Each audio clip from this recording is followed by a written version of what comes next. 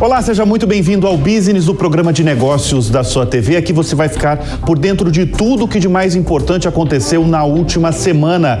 Eu sou Bruno Meyer e vamos aos destaques de hoje. A Porsche entra na Bolsa de Valores com valor de mercado de 75 bilhões de euros. Como a marca de luxo teve uma abertura de capital tão elevada, deixando rivais como a Mercedes-Benz para trás. O WhatsApp imita o Google e o Zoom e passa a permitir criar e compartilhar links de chamadas para reuniões virtuais. Conheça os testes que a empresa tem feito para lançar outras funções aos usuários. A Apple inicia a produção do iPhone 14 na Índia bem antes do previsto. Entenda as estratégias da empresa mais valiosa do mundo para depender menos da China na fabricação dos produtos. Um estudo inédito revela quais os metros quadrados mais caros da América Latina. O executivo Bruno Rossini, do Quinto Andar, estará em nosso estúdio para analisar os dados da mais completa pesquisa sobre o mercado residencial no Brasil. E a catarinense WEG anuncia investimentos de 660 milhões de reais para construir uma nova fábrica em Santa Catarina. Saiba os 2 novos focos da maior fabricante de motores elétricos do mundo. Fica ligado, o Business está no ar. E olha, pessoal, a gente abre o programa dessa semana falando de uma das maiores ofertas de todos os tempos da Europa. Vocês já estão vendo aqui no nosso telão essas imagens incríveis da Porsche. A Porsche agora é uma empresa de capital aberto. A Volkswagen, que é dona de 75% da Porsche, informou na última semana que a oferta pública veio no teto da faixa de preço a 82,5 euros por papel. As ações da fabricante de carros de luxo passaram a ser listadas na Bolsa de Frankfurt, na Alemanha, com um valor de mercado superior a 75 bilhões de euros, o que equivale bem mais de 400 bilhões de reais. O IPO, esse valor enorme aí da Porsche, elevou o patamar da marca. A partir de agora, a Porsche está entre as 5 maiores marcas de automóveis em valor de mercado no mundo. Ela fica atrás da sua controladora, a Volkswagen, mas já passou a rival Mercedes-Benz. Quem está na liderança? Bem, quem está na liderança é a Tesla de Elon Musk, que lidera aí esse ranking com um valor de mercado de mais de 886 bilhões de dólares. A abertura de capital da Porsche era uma abertura muito aguardada, inclusive foi tema recentemente aqui do Business. Afinal, a gente está num ano muito fraco de ingresso de empresas na B3, aqui a Bolsa Brasileira, mas também nas bolsas mundiais. Também por isso havia uma expectativa altíssima em torno desse IPO. A Porsche vendeu no ano passado 300 mil carros e na última década triplicou as vendas. Hoje, no Brasil, para se ter ideia, há uma fila de espera. Se você quiser comprar o seu Porsche, você tem que entrar numa fila de espera de quase 18 meses para comprar um carro da marca. E olha, vamos falar agora da controladora da Porsche, que é a Volkswagen, como eu falei, né? A Volkswagen iniciou testes com caminhão autônomo no Brasil. Esse novo caminhão vai ser usado para colheita de cana, exclusivo, portanto, para a turma do agronegócio. A Volkswagen é a terceira a desenvolver veículos com essa tecnologia, depois da Volvo e da Mercedes-Benz, que já contam com modelos que funcionam sem motorista e já estão à venda no mercado. Por enquanto, são testes da Volkswagen com um protótipo fabricado em Resende, no Rio de Janeiro, realizados pela montadora alemã numa empresa do setor do agro. Desenvolver o autônomo faz parte de um pacote de investimentos de 2 bilhões de reais da companhia alemã no Brasil até 2025. Eu falei da Tesla, né? Pois tem mais notícias aí da Tesla. A Tesla, a empresa de Elon Musk, anunciou um recall de 1.100.000 carros nos Estados Unidos. A chamada envolve 4 modelos da montadora elétrica, conforme os seguintes anos de fabricação. Vai desde o modelo 3, fabricado em 2017, até os modelos S ou X, produzidos entre 2021 e 2022. E qual é o problema desses veículos aí de Elon Musk? Bem, o problema está centrado nas janelas, que fecham muito rápido e com muita força.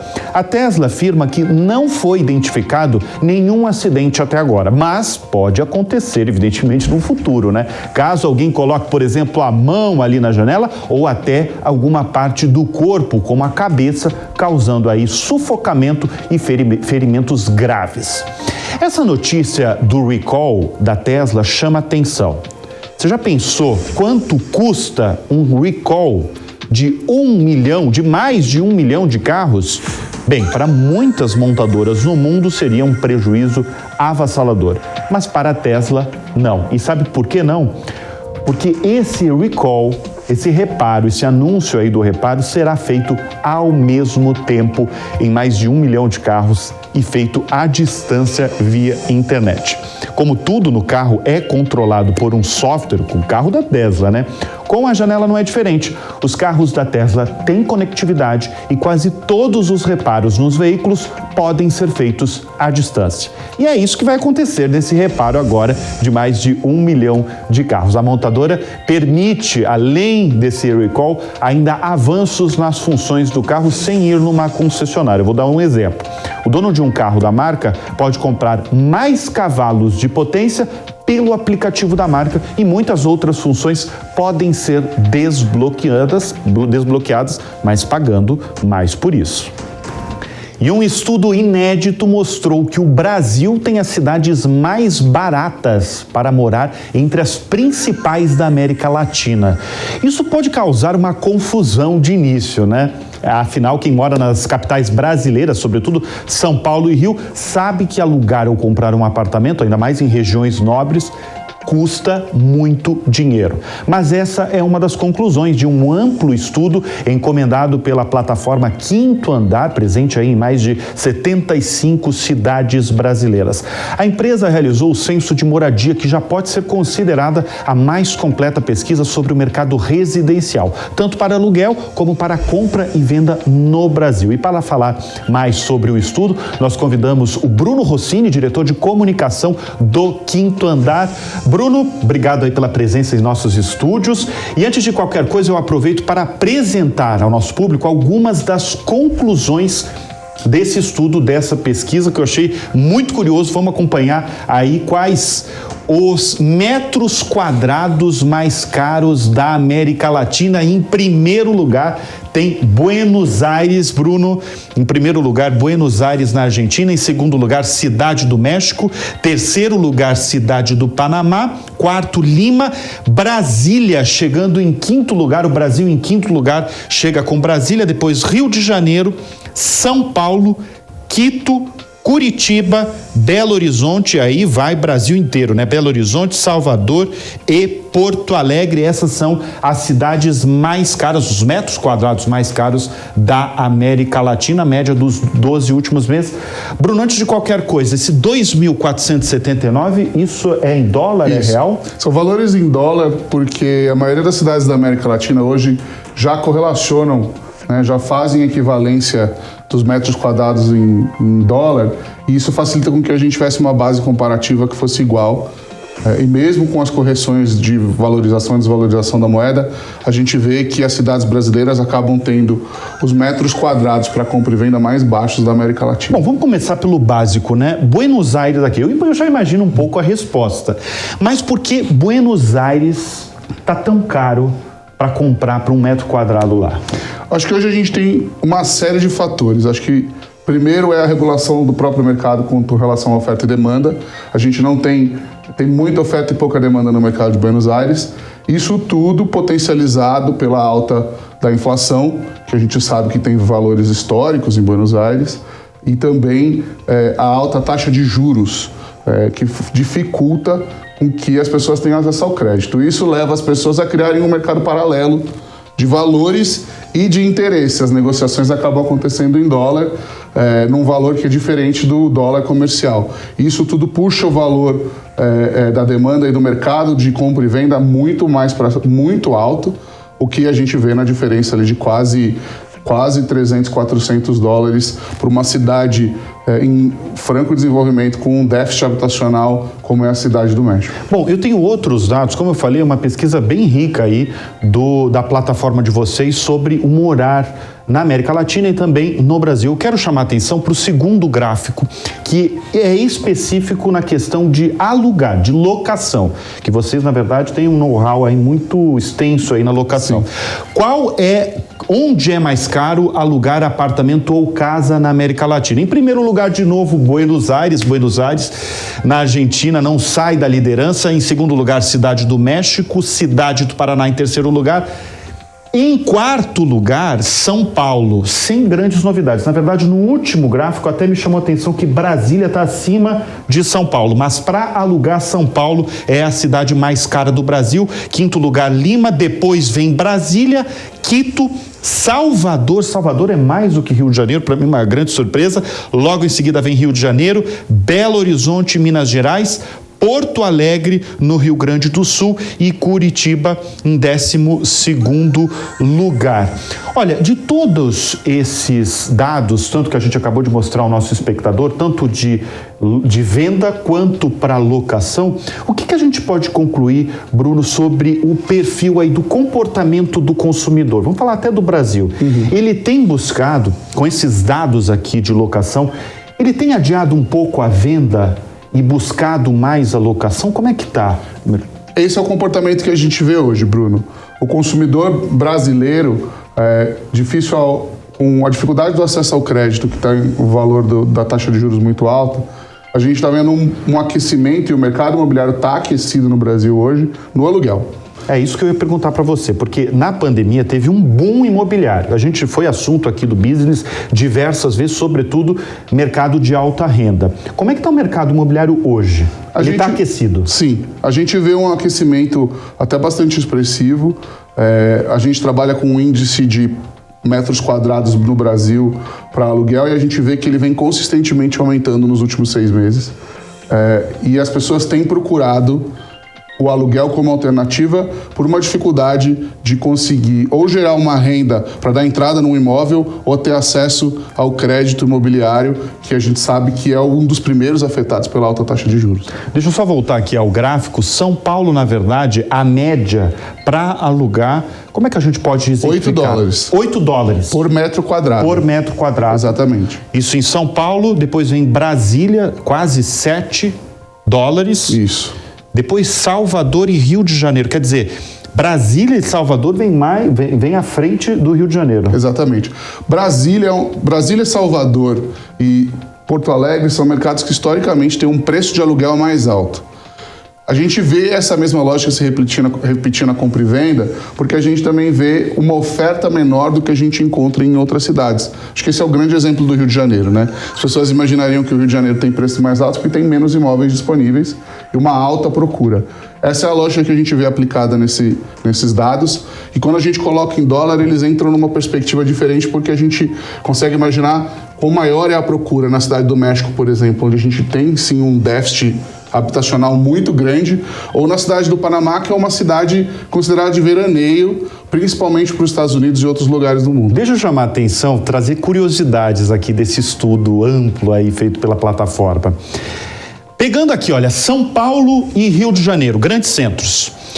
Vocês fizeram um amplo...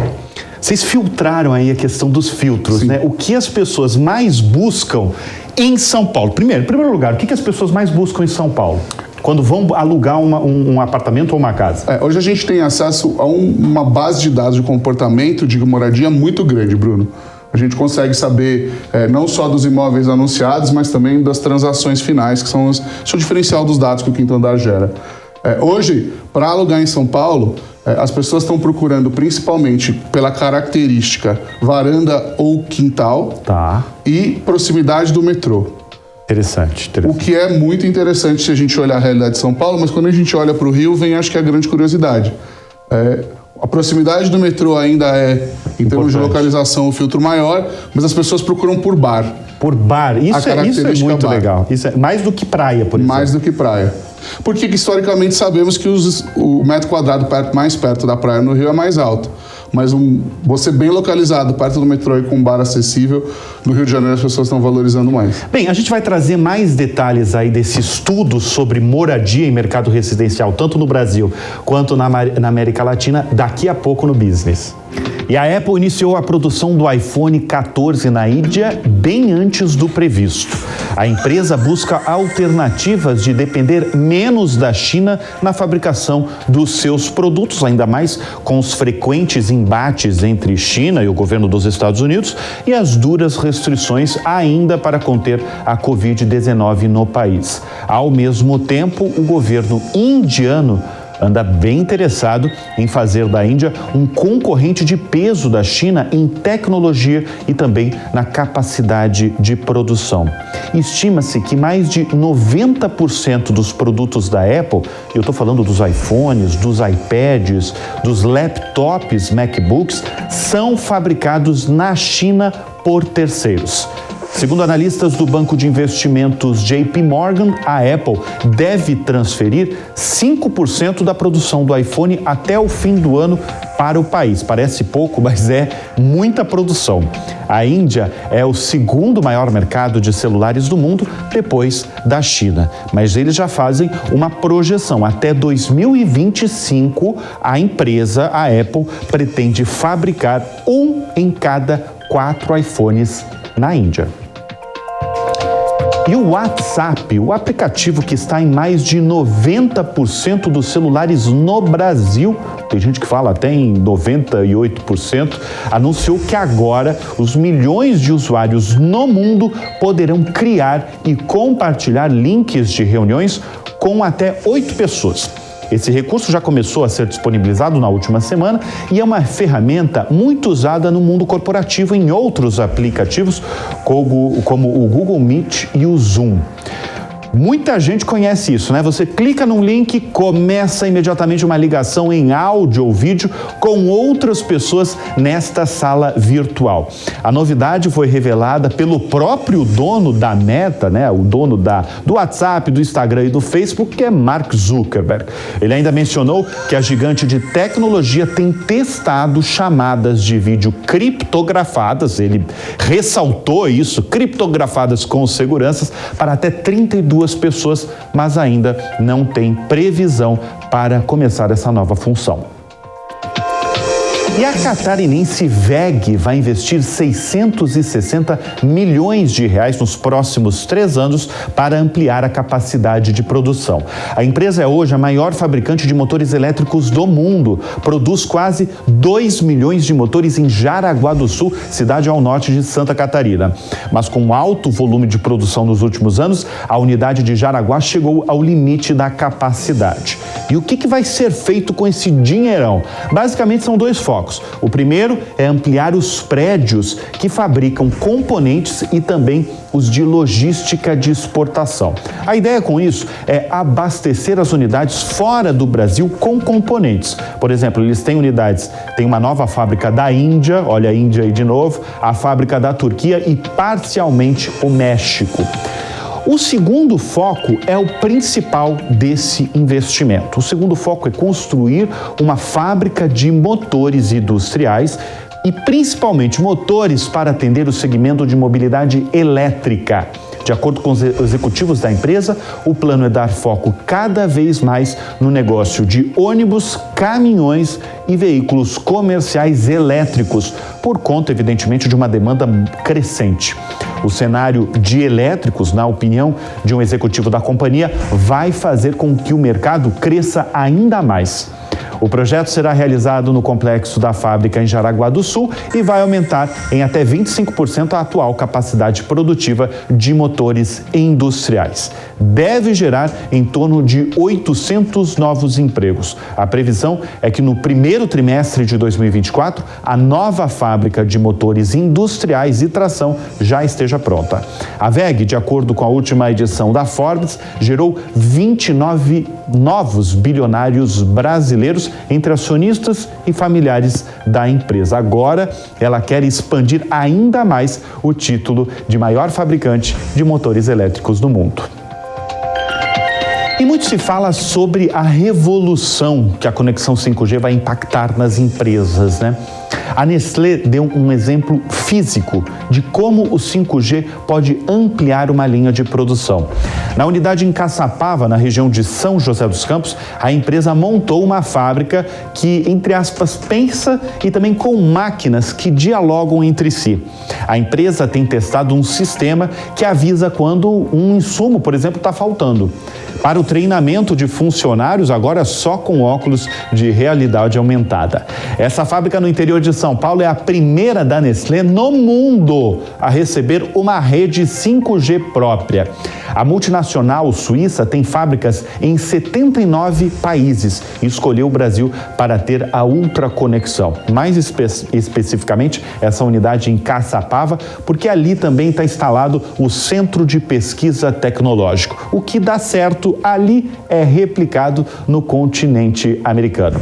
A Confederação Nacional da Indústria, CNI, estima em até 80 bilhões de reais o impacto do uso da rede 5G no Brasil até 2030. O projeto da Nestlé é mais um que agora amplia o número de empresas no Brasil que testam o 5G para ganhar mais rapidez, mais capacidade e autonomia nas linhas de produção. Não é só a Nestlé que tem feito isso. Tem a WEG, que a gente acabou de falar, tem a Stellantis, que é dono da Fiat, tem a Gerdau também.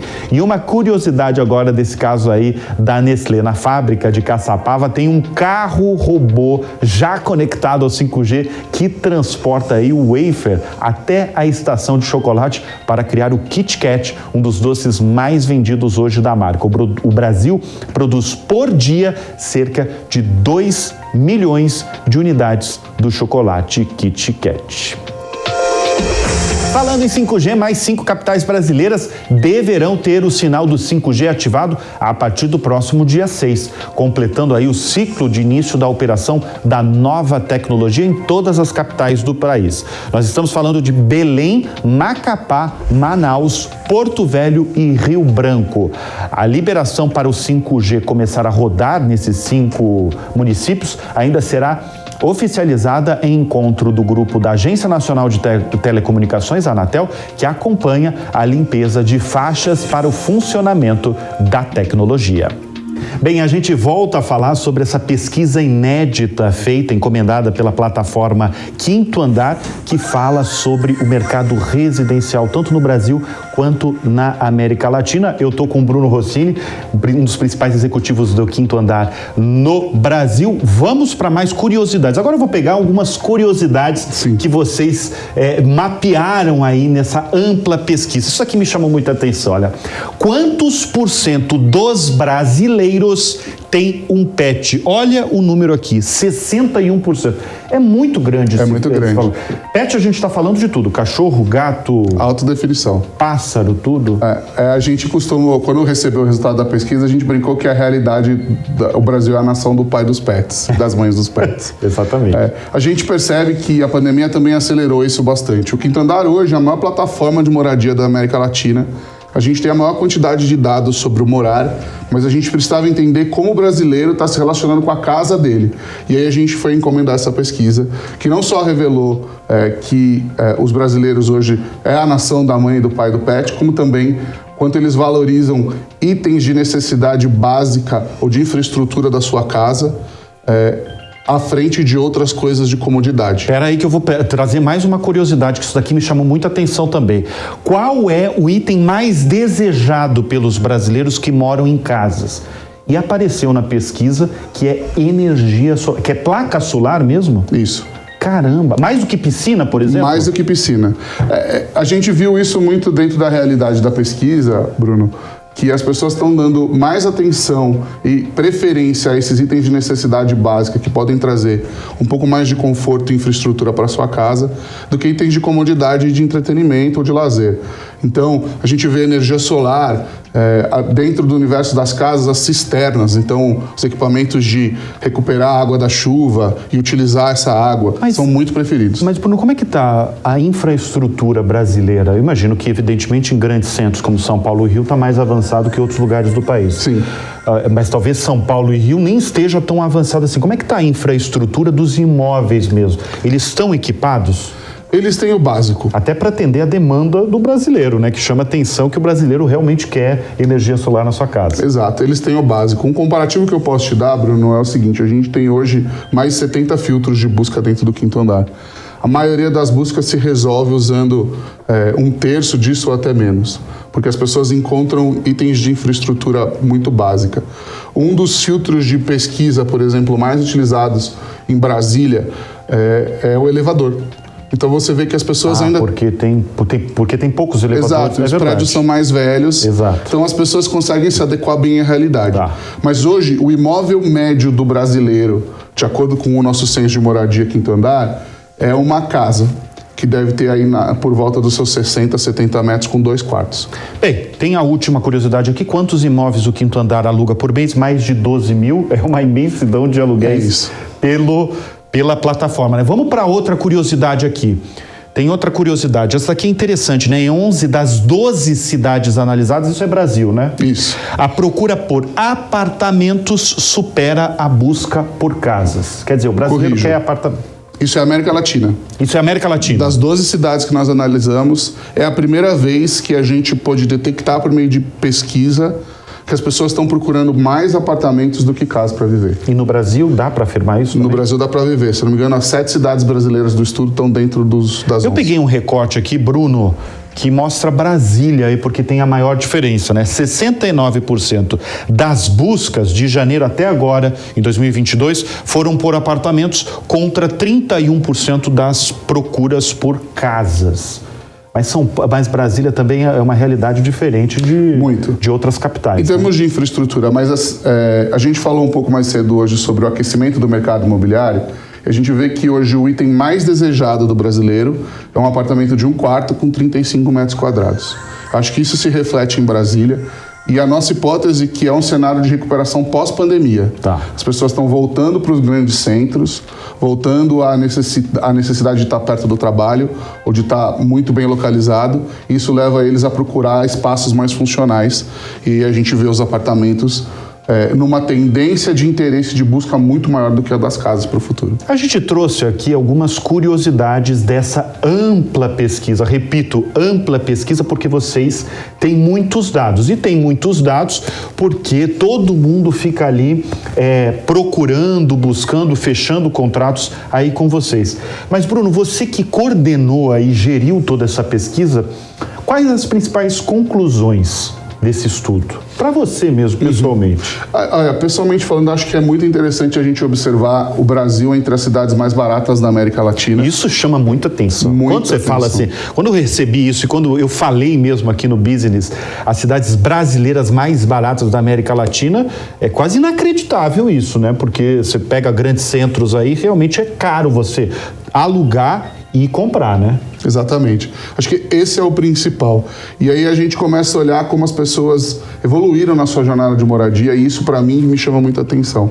As pessoas hoje, por meio da inovação e da tecnologia, da experiência que a gente consegue oferecer, elas sabem procurar exatamente o que elas querem e elas conseguem saber se elas estão pagando bem ou mal, se aquilo vale ou não vale o valor que está sendo discutido. E quanto mais informação a gente consegue gerar para o mercado, mais esse tipo de dado pode direcionar um investidor que está procurando imóvel para investir e fazer negócio, ou uma empresa do mercado imobiliário que quer entender o que o seu cliente quer. E acho que esse, para mim, a capacidade de gerar esses dados e a gente conseguir comparar isso com cidades como Cidade do México, Panamá, Lima, Quito e Buenos Aires é muito interessante, é inédito mesmo para o Brasil. Bem, nós conversamos no Business com muito prazer com o Bruno Rossini, que é um dos principais executivos do Quinto Andar, que trouxe aí com exclusividade para a TV um estudo inédito e exclusivo sobre como morar, sobre moradia, um mercado residencial que eu acho muito interessante porque você consegue mapear ali um extrato da sociedade, tanto da América Latina quanto do Brasil. Muito legal todos os dados aí que vocês trouxeram. Obrigado mais uma vez pela sua presença aqui no estúdio. Eu que agradeço, Bruno. E vamos falar agora da Netflix. Desde que viu a base de assinaturas diminuir pela primeira vez em uma década, o que aconteceu no início deste ano, a Netflix aposta agora fichas em outros negócios para aumentar, claro, o cofre da empresa. Meses atrás, ela surpreendeu o mercado todo ao fechar uma parceria com a Microsoft, que vai fornecer tecnologia de publicidade e ser parceira das vendas dos futuros anúncios comerciais que estarão no maior serviço de streaming do mundo. Agora, a Netflix joga literalmente em outro jogo. Ela criou o primeiro estúdio interno para desenvolver não mais séries e filmes, mas videogames. O objetivo é justamente depender menos dos criadores de conteúdo, de séries e de filmes e expandir o negócio para o poderoso mundo dos games. É poderoso mesmo. O novo estúdio ficará na Finlândia e será comandado por Marco Lastica, um profissional que tem no currículo uma passagem de mais de 5 anos na Zynga dos jogos Farmville. Um dos principais executivos da Netflix, o Amir Rahimi, que cuida da área de jogos, disse que este é mais um passo na visão da empresa de construir um estúdio de jogos de nível mundial, que trará uma variedade de jogos originais, sem anúncios e sem compras no aplicativo, para centenas de milhões de membros da Netflix no mundo. A Netflix começou os esforços para a expansão com videogames em 2021. Portanto, essa não é a primeira vez em que a empresa entra nessa seara. No ano passado, a empresa, por exemplo, comprou o estúdio Next Games. Hoje, a empresa tem 31 jogos para celular no catálogo, disponível apenas para assinantes. A empresa agora planeja ter 50 jogos disponíveis até o final do ano, incluindo games baseados por sucessos como a série Stranger Things. E com essa notícia da Netflix, eu fecho a edição de hoje do Business, sempre agradecendo a sua audiência, a sua companhia. A gente volta no próximo final de semana. Até lá. Tchau, tchau.